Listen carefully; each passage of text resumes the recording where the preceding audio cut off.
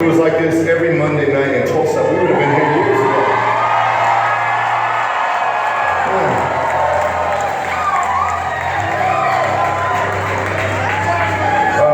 I want to tell you a little bit about myself. When I was born, I was given up for adoption. And I was adopted by the Franti family. And my birth mother is Irish, German, and Belgian. And my birth father is African American and Nottoway Indian from the mountains of Virginia. And I was adopted by the Franti family, who are second generation immigrants from Finland. And they came to our country seeking a better way of life for their family. And they had 3 kids of their own, and then they adopted myself and another African American son. And I grew up in this mixed melting pot of a family with all different sizes, shapes, colors. I have one sister who's a lesbian, and then one brother who's a police officer.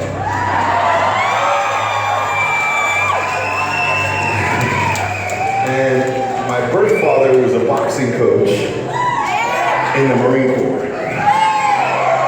He's a tough man to show you. He's 95 years old, he's still driving. And my mom, who raised me, Mrs. Franti, I'm 6'6". My mom is 5 feet tall. This tiny little white lady. And she taught primary education in the public schools in California for 35 years. And she grew up on a dairy farm in Wisconsin, a town called Berrien, Wisconsin. My dad, who raised me, Charles Franti, was from a tiny little town of 50 people in the Upper Peninsula of Michigan called Ewan, Michigan.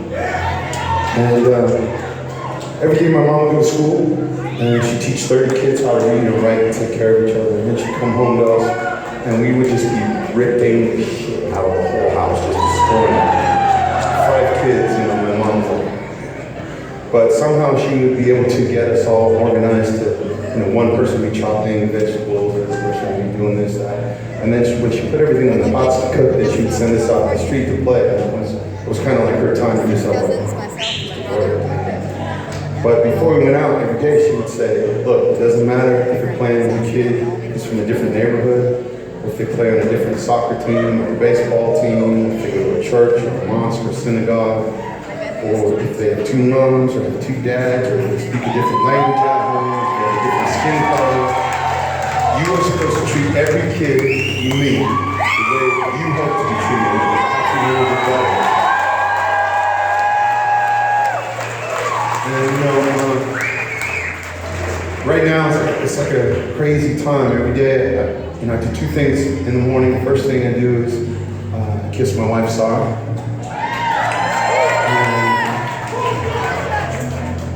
Then I check my phone.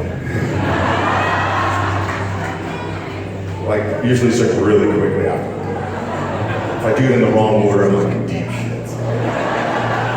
But I check, hey, how are you? Good to see you. Yeah. Every day I check my phone, and lately it's like, I don't even want to look at my phone, because I feel like, man, during the 6 or 8 hours while I was asleep, the whole world is going completely crazy. Does anybody ever feel that?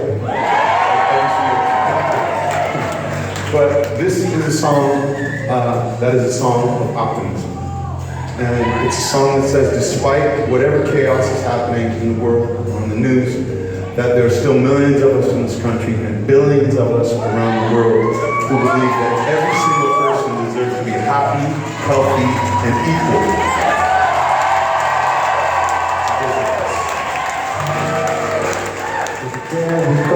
Turn my phone on. I read the news of the day, just as it's coming down. I do my best not to let it get me down.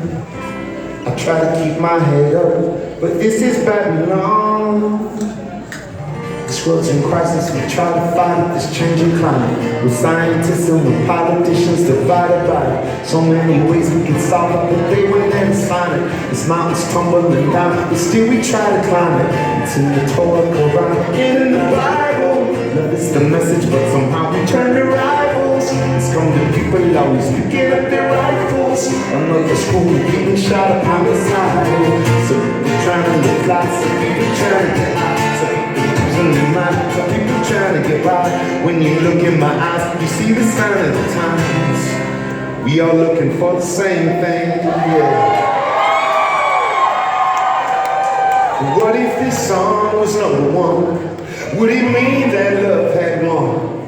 Would it mean that the world was saved and no guns are being drawn today? What if everybody had a job and nobody had to break a law?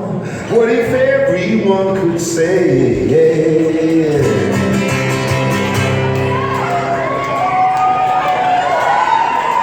that it's good to be alive today?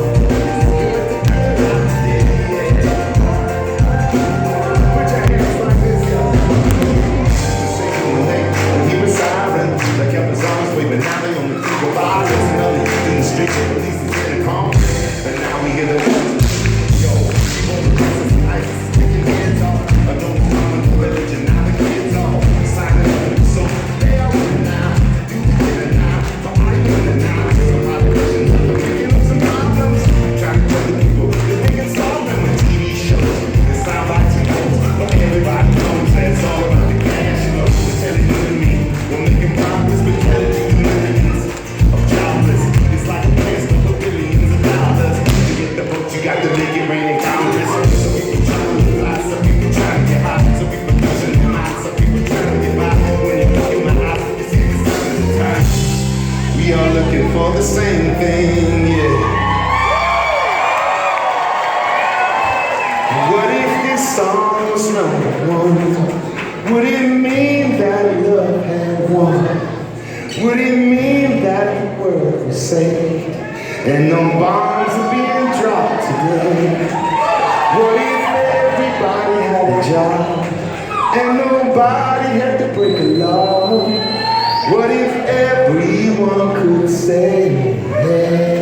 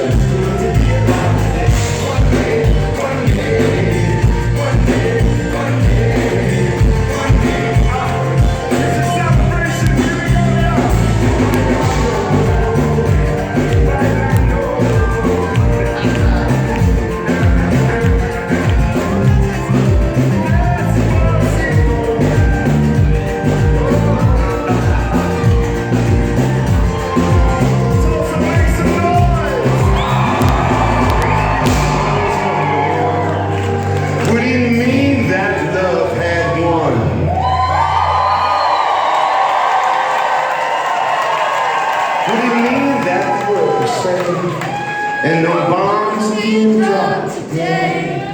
What if everybody had a job and nobody had to break a law? What if everyone would stay?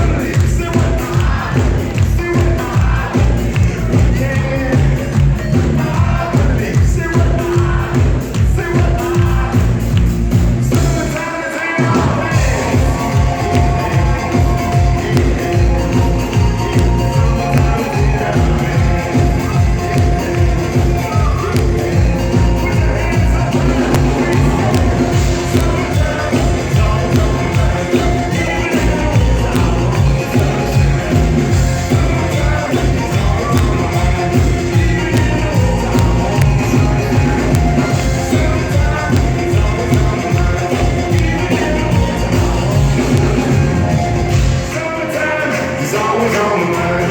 Even in the winter, I want drums and bass.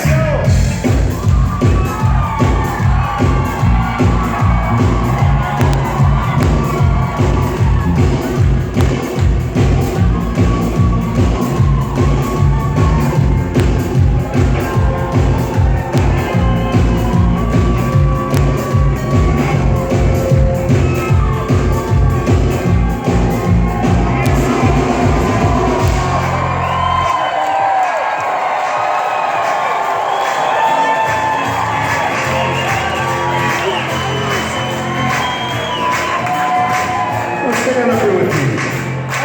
You want to say something? Go ahead. Love.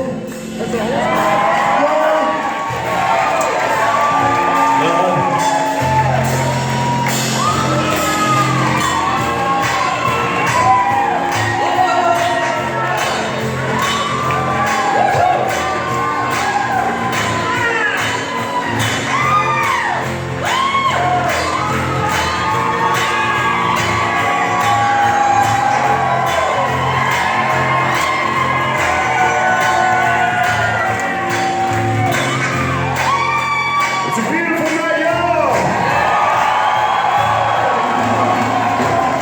Keep the lights on for me. I want to see everybody's eyes out here. Yeah. So this is a song that's about summertime. But it's not just about the months of summer. Yeah, thank you. That was awesome. You can stay here. Stay with me. It's not just about the months of summer. It's about how summertime is a time when I make memories.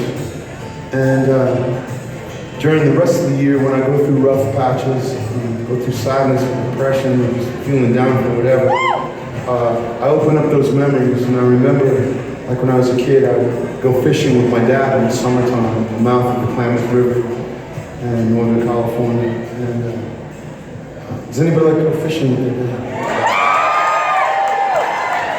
I go fishing with my dad. So now when I'm down, I just remember those times and I feel better. And the song goes like this. Summertime is always on my mind.